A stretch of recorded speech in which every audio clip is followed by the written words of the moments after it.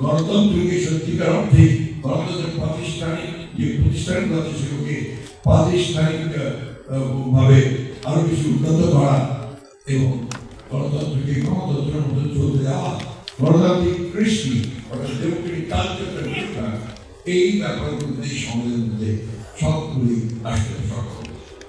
প্রায় দীর্ঘ 7-8 মাস কাজ করে তারা এটা নিয়ে এসেছে।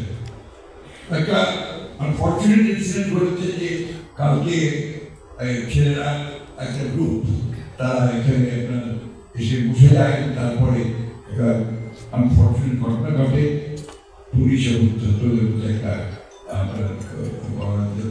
ভায়োলেন্সের ঘটনা ঘটে। এই সময়ে এই ধরনের ঘটনাগুলো খুব গণতন্ত্রকে সাহায্য করবে না। আমার মনে হয় যে সকলের দায়িত্বশীল সে ভূমিকা পালন করা উচিত, রেসপন্সিবল ভূমিকা পালন করা উচিত।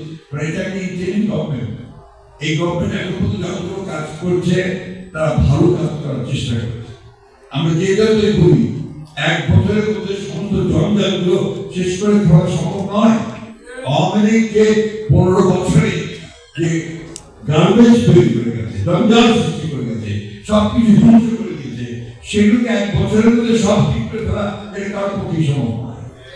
এগুলোকে রাজনৈতিক দলগুলোকে দায়িত্ব নিয়ে দায়িত্বশীলতার সঙ্গে একটা অবাধ সুষ্ঠু নির্বাচনের মধ্য দিয়ে যে পার্লামেন্ট আসবে, সেই পার্লামেন্টারি ব্যবস্থাকে শক্তিশালী করার জন্য সেই দিকে আমাদের নজর দিতে হবে। সমস্ত কর্মকাণ্ডকে পার্লামেন্ট কেন্দ্রিক করতে হবে। এটা না করলে আমরা এই পার্লামেন্টারি ডেমোক্রেসি ফাংশন করবে না।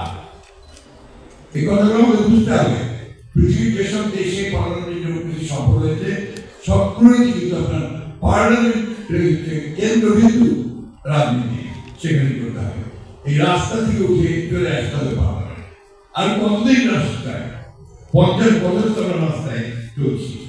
এগুলোকে ঠিক করে এই সমাজের মাধ্যমে গণতন্ত্রকে যদি আমরা কালচারে পরিণত করতে পারি সেই চেষ্টা আমাদের করতে হবে।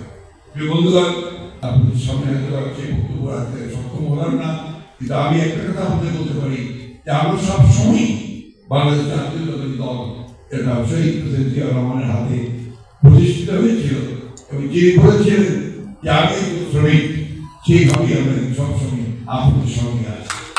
আপনাদের সৌভাগ্য যে আমারও সৌভাগ্য মনে করি যে আপনাদের বিখ্যাত শ্রমিক নেতা নজরুল ইসলাম খান সাহেবের সঙ্গে আমি কাজ করতে সুযোগ পেয়েছি, তার সঙ্গে আমি কাজ করছি। তিনি আপনাদের দলের প্রতিষ্ঠাতা সম্পাদক। এই জুলাই আন্দোলনে আপনাদের অনেকেই প্রাণ হারিয়েছেন, আমি তাদের গভীর শ্রদ্ধা নিবেদন করছি। নিরপেক্ষ, সত্য প্রকাশে আপোষহীন।